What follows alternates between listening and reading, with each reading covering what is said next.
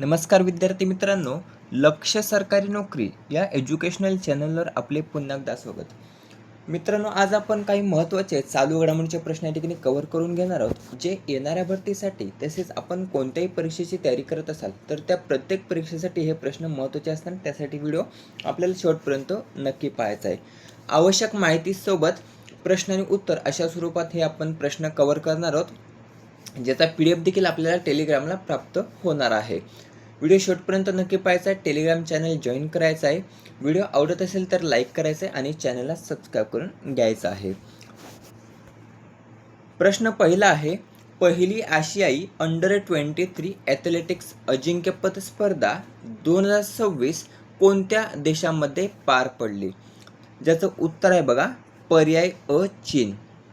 तर 2026ची जी काही पहिली आशियाई अंडर-23 अजिंक्यपद स्पर्धा आहे बघा ॲथलेटिक्सची, तर ती चीन या ठिकाणी पार पडलेली आहे. कोठे? चीन या ठिकाणी.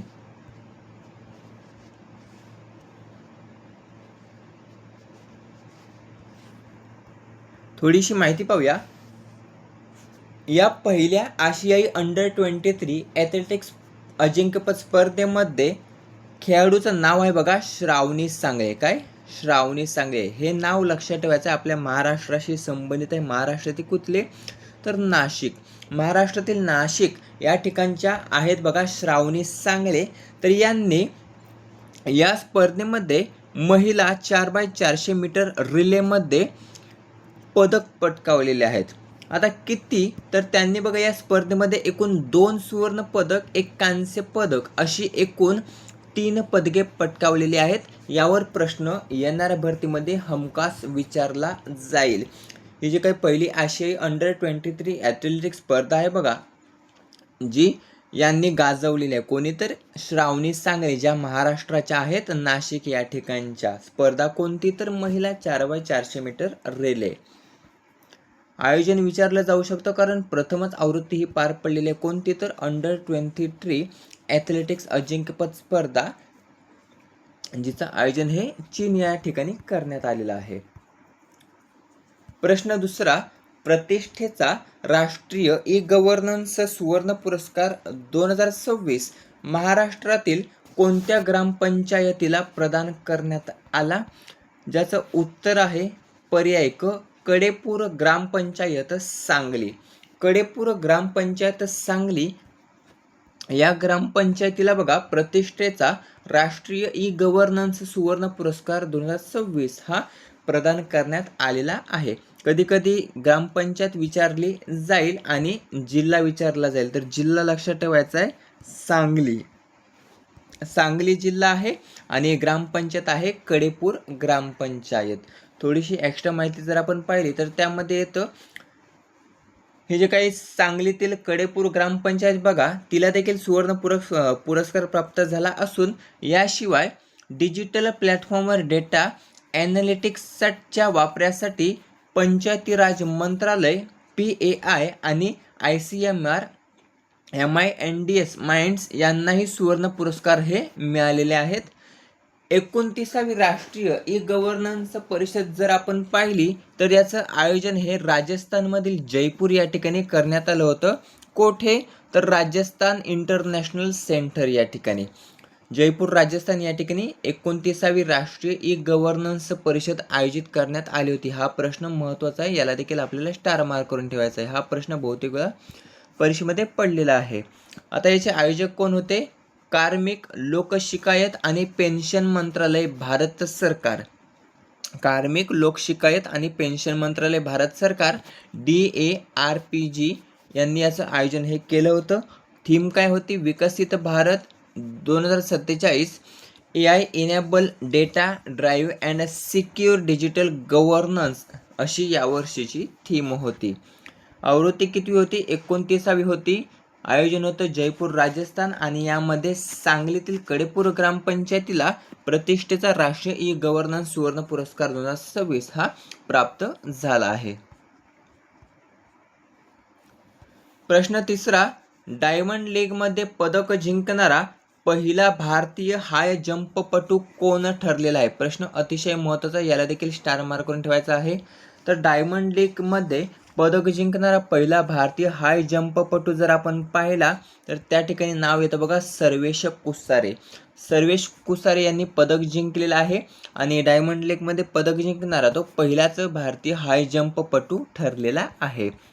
थोडीशी माहिती, नाव आहे खेळाडूचं सर्वेश कुसारे. गाव जर आपण पाहिलं तर देवगाव येवला, तालुका येतो निफाड आणि जिल्हा येतो नाशिक. नाशिक या ठिकाणचं आहे बघा सर्वेश कुसारे. क्रीडा प्रकार आहे उंच उडी, हाय जंप ज्याला आपण म्हणतो. तर या हाय जंपमध्ये त्यांनी पदक जिंकलेलं आहे. स्पर्धा कोणती होती? डायमंड लीग होती. कामगिरी काय आहे तर 2.36 मीटर उंच उडी राष्ट्रविक्रम केलेला आहे. या 2.36 मीटरसह नवीन राष्ट्रविक्रम त्याने केलेला आहे आणि या ठिकाणी विक्रम करत तृतीय स्थान पटकावलेले आहे. कितवे तर तिसरे स्थान पटकावत कांस्य पदक हे त्या ठिकाणी पटकावलेले आहे. कधी कधी प्रश्न विचारला जाईल, डायमंड लीगमध्ये सर्वेश कुसारे यांनी हाय जंपमध्ये कोणते पदक जिंकले तर त्यांनी जिंकलेले आहे कांस्य पदक. कोणत्या खेळ प्रकाराशी संबंधित आहे तर हाय जंप, हे लक्षात ठेवायचं आहे. चौथा प्रश्न, राज्यसभा विरोधी पक्षनेतेपदी कोणाची नियुक्ती करण्यात आली तर राज्यसभा विरोधी पक्षनेतेपदी जर आपण पाहिलं तर त्या ठिकाणी पर्याय ड मल्लिकार्जुन खरगे. मल्लिकार्जुन खरगे यांची राष्ट्रीय काँग्रेसच्या नाही ते अध्यक्ष आहेत, त्यांची राज्यसभा विरोधी पक्षनेतेपदी ही नियुक्ती करण्यात आलेली आहे.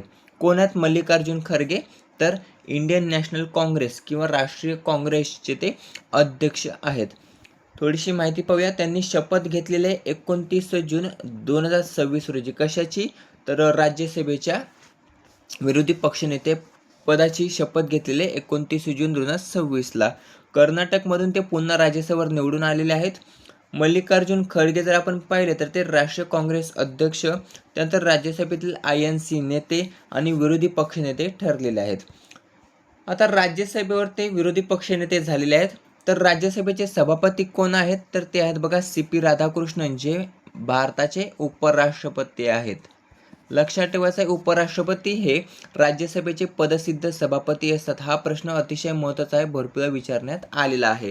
प्रश्न असा असतो, राज्यसभेचे पदसिद्ध सभापती कोण असतात तर ते असतात बघा उपराष्ट्रपती. सध्या उपराष्ट्रपती आहेत CP राधाकृष्णन, जे राज्यसभेचे पदसिद्ध सभापती आहेत.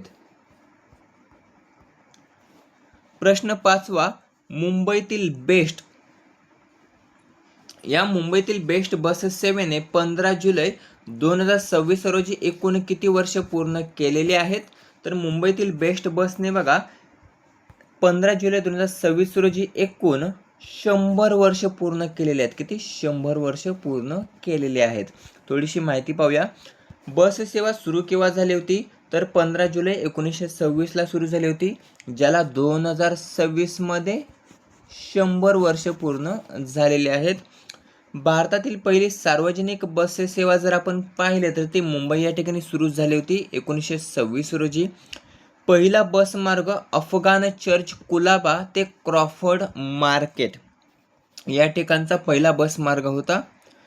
पहिले बस भाडे जर आपण पाहिले तर 4 आणे 25 पैसे एवढे पहिले बस भाडे होते. बेस्टचे पूर्ण रूप आहे Brihanmumbai electric supply and transport. Brihanmumbai electric supply and transport असं बेस्टचं पूर्ण रूप आहे.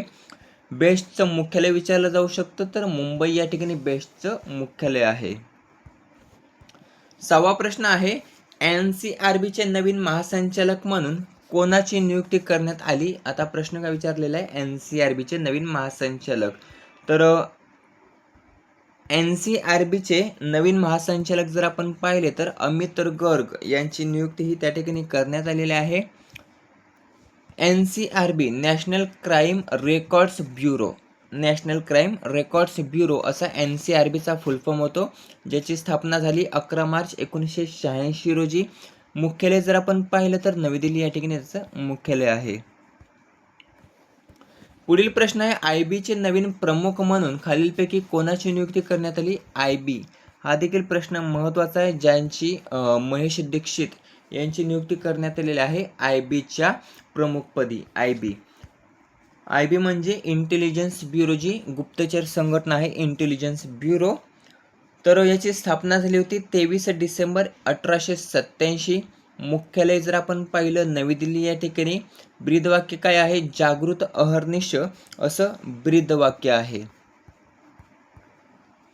8वा आणि शेवटचा प्रश्न आहे, 40वा राजर्षी शाहू महाराज पुरस्कार 2026 हा कोणास प्रदान करण्यात आला? तर हा जो काही पुरस्कार आहे 40वा राजर्षी शाहू महाराज पुरस्कार, तर हा जो काही पुरस्कार आहे तर तो पर्याय ड जयसिंगराव पवार यांना प्रदान करण्यात आलेला आहे. थोडीशी माहिती, वितरण जर आपण पाहिलं तर ते 26 जून 2026 करण्यात आलं, शाहू महाराज जयंती दिनानिमित्त. सुरुवात या पुरस्काराची झालेली 1984 साली. कोणाद्वारे प्रदान केला जातो? तर छत्रपती शाहू महाराज मेमोरियल ट्रस्ट द्वारा प्रदान हा करण्यात येतो. स्वरूप जर आपण पाहिलं पुरस्काराचं तर 1 लाख रुपये, स्मृतिचिन्ह आणि मानपत्र असं या पुरस्काराचं स्वरूप आहे. पहिले विजेते कोण होते? तर भाई माधवराव बागल हे शाहू महाराज पुरस्कारचे पहिले विजेते होते. 37वा पुरस्कार डॉक्टर अभय बंग व राणी बंग. 38वा पुरस्कार पन्नालाल सुराणा. 39वा पुरस्कार जब्बार पटेल. आणि आता 40वा पुरस्कार हा जयसिंगराव पवार यांना प्रदान करण्यात आला आहे. मित्रांनो, अशा प्रकारे महत्त्वाचे 8 चालू घडामोडीचे प्रश्न या ठिकाणी आपण कव्हर केलेले आहेत, जे येणाऱ्या भरतीसाठी तसेच आपण कोणत्याही परीक्षेची सरसची तयारी करत असाल तर त्या प्रत्येक परीक्षेसाठी हे प्रश्न महत्त्वाचे असणार आहेत. व्हिडिओ शेवटपर्यंत पाहिल्याबद्दल धन्यवाद. व्हिडिओ आवडला असेल तर आपल्याला लाईक करायचं आहे, चॅनल सबस्क्राईब करून घ्यायचं आहे आणि याचा PDF हा आपल्याला टेलिग्रामला प्राप्त होणार आहे. कुठे? टेलिग्रामला, लक्षात ठेवायचं आहे. भेटूया पुढील भागामध्ये. धन्यवाद.